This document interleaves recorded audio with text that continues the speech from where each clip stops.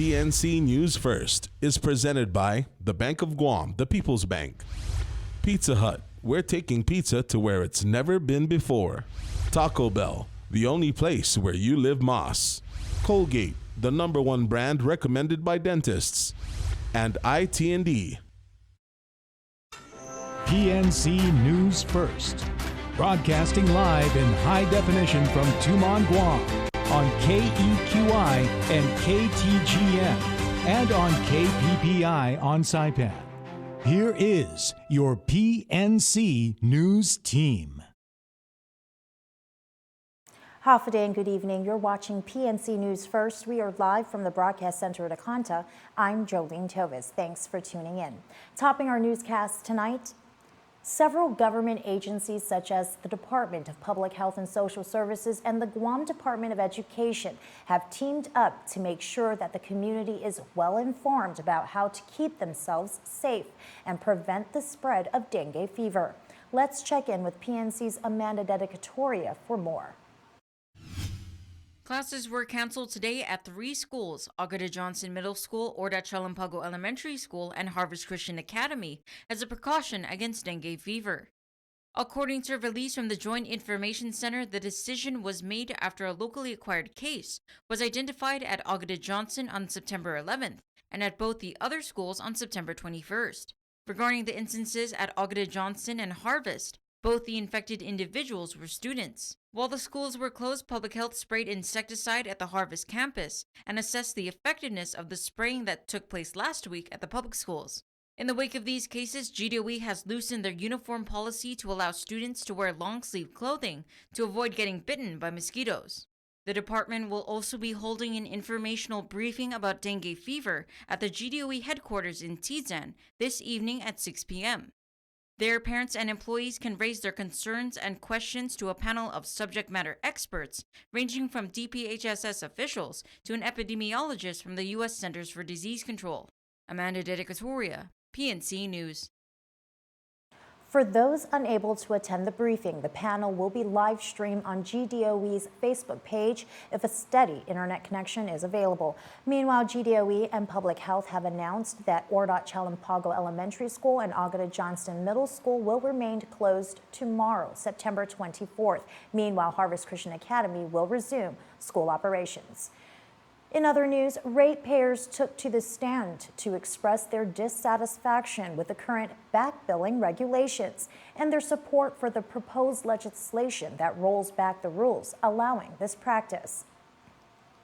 Senator Clint Rogel introduced Bill 118-35, which seeks to prevent both the Guam Power Authority, GPA, and Guam Waterworks Authority, GWA, from backbilling its customers. According to Rogel, he introduced the bill after receiving numerous complaints from throughout the community and after a long oversight hearing with GPA showed that the backbilling process is unfair and should be banned. Ken Leon Guerrero, spokesman for Guam Citizens for Public Accountability, spoke during the hearing, describing himself as one of the many victims of this back-billing procedure.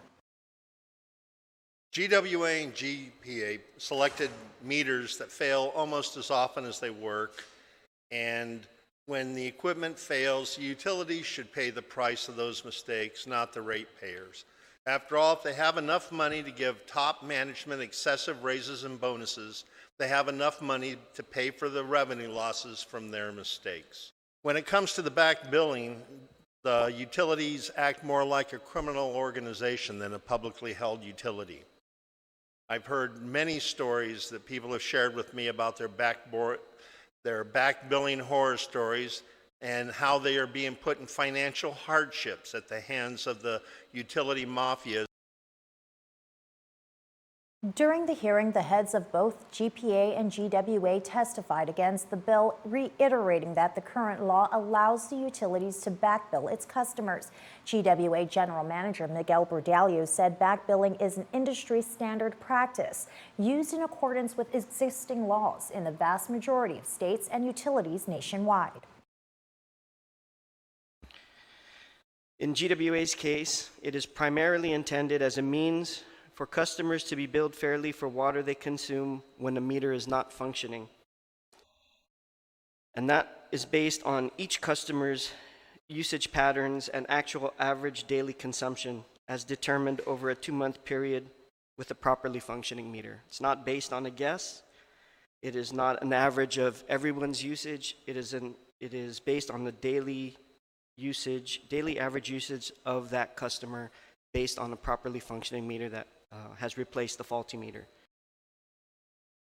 Currently, GPA and GWA are allowed to backbill their customers for up to 4 months. However, Guam law allows utilities to base their backbilling on estimates rather than on actual consumption. In other news, the open enrollment period for the FY 2020 Group Health Insurance Program starts today. More details have been released by the government on the insurance rates offered to GovGuam. Aetna International has been awarded the exclusive contract to provide medical and dental coverage for GovGuam employees, dependents, and retirees.